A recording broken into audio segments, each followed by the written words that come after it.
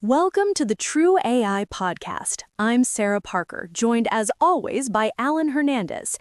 And yesterday, we analyzed the launch of the India AI Impact Summit and the brutal arithmetic of job displacement. Today, the scale of that conversation has expanded from individual jobs to the entire global wealth structure. It is a massive day for what we call sovereign AI.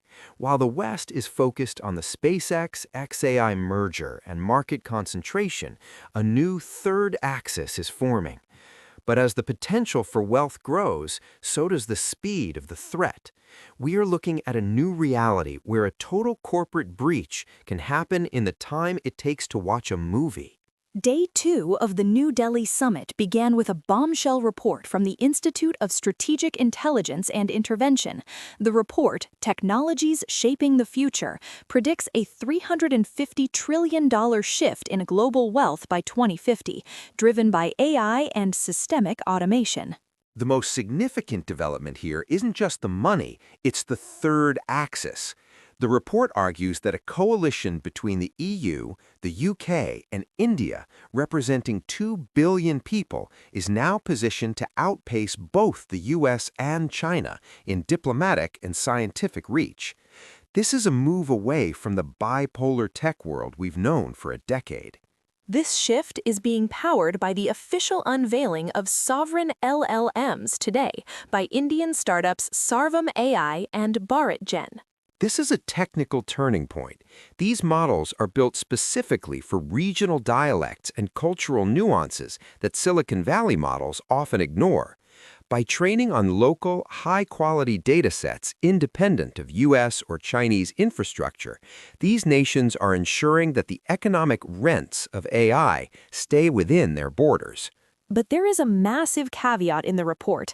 It warns of a looming $13 trillion market correction if the energy demands of these sovereign models aren't solved.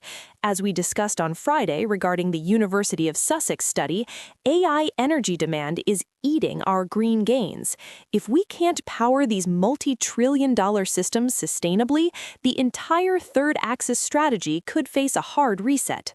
We turn now to a terrifying report from Palo Alto Networks Unit 42. The speed of war in cyberspace has accelerated by 4x over the last year.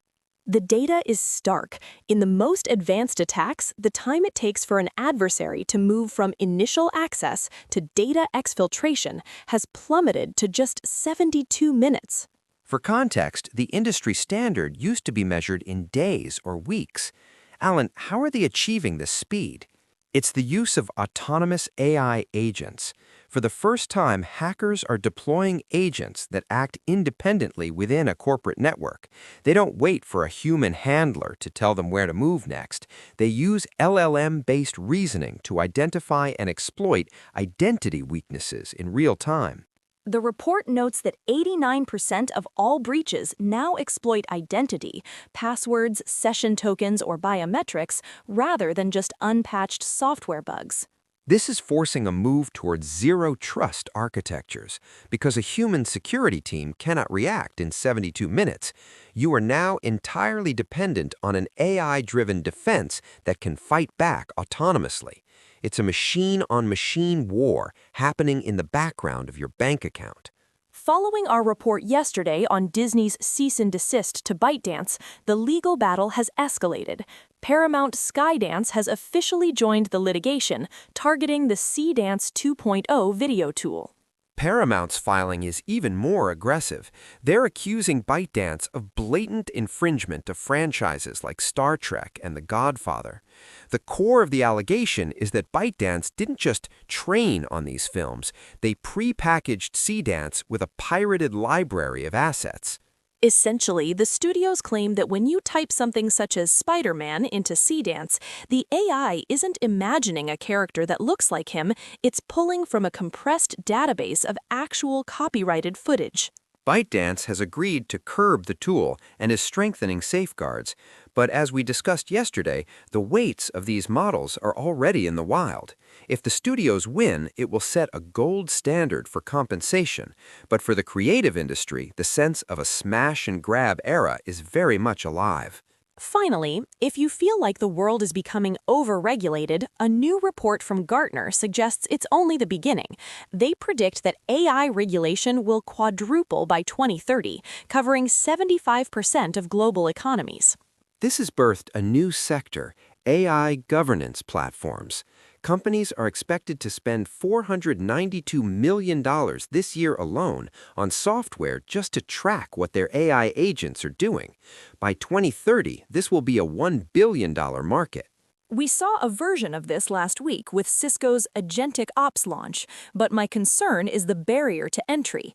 If it costs millions of dollars in compliance fees just to launch an AI startup, we're essentially handing the future to the big tech firms who can afford the regulation tax. True, but Gartner suggests that early adopters of these governance tools can reduce their legal expenses by 20%. It's the price of AI growing up. We have safety standards for the cars we discussed in Guangzhou. We are now building the auditing tools for the brains inside them. From the third axis in New Delhi to the 72-minute clock of a cyber attack, the agentic era is moving faster than our ability to monitor it. The gap between creation and consequence has never been thinner. Whether it's sovereign wealth or sovereign security, the stakes are being reset every 24 hours. Thank you for joining us for the True AI podcast. We'll be back tomorrow with all the latest updates.